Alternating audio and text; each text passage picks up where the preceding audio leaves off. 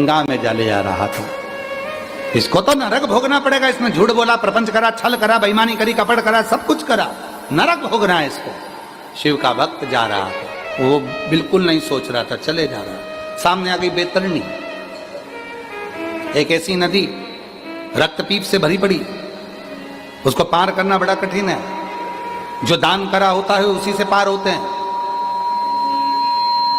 आपने क्या दान करा वो वहां मिलेगा बैतरणी पर।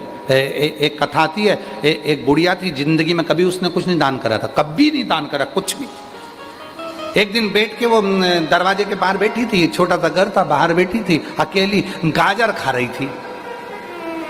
इतने में सामने से कोई मांगने वाला, कोई भिक्षुक आ गया, माँ बहुत भूखा हूं, कुछ दे दे। माँ ने गाजर की टोकनी को पीछे छुपा लिया। माता भिक्षाम दे, भूख लगी है, कुछ दे दे, बहुत भूखा हूं। माता ने देखा कि ये तो मेरी गाजर को ही देखे जा रहा। माँ ने दान नहीं दिया। फिर कहा माँ बहुत भूखा हूं।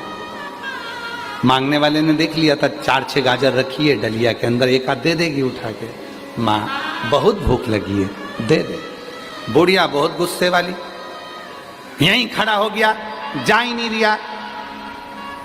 गाजर गाजर गाजर, और बुढ़िया खा रही थी गाजर, उसको और 4-6 बार खा गई, और 4-6 बार खा गई, और नीचे नीचे का ठूठ उसके कटोरे में डाल के, ले खा ले, जा पीछा छोड़ मेरा, खाने भी नहीं देगा। वो ठूठ लेकर गया, नीचे नीचे का गाजर का खा गया, पेट भरा थोड़ा।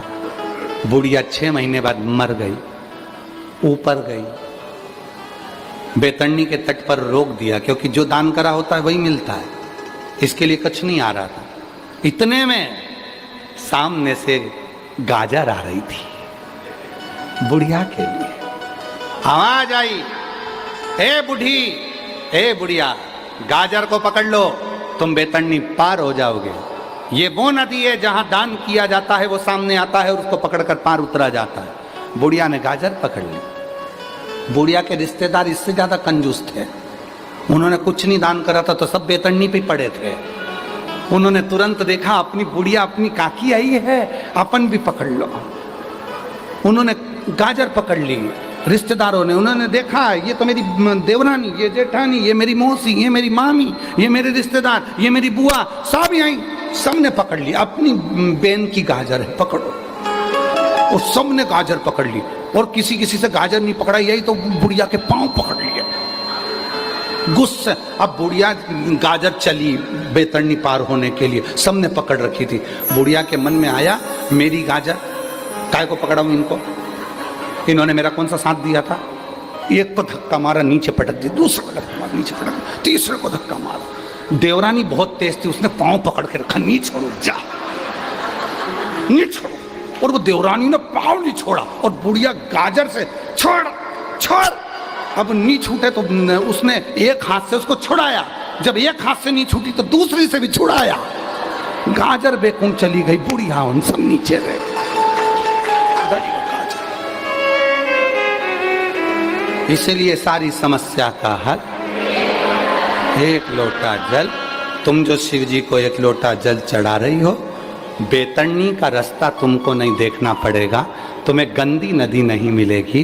तुम्हारे लिए तो जो एक लोटा जल दिया है उसकी पवित्र नदी गंगा बहकर आएगी और तुम्हें पार कर देगी। जो तुमने धर्म करा, जो तुमने दान करा, जो तुमने पुण्य करा, सत्कर्म करा, वो सामने सम्मुख आए।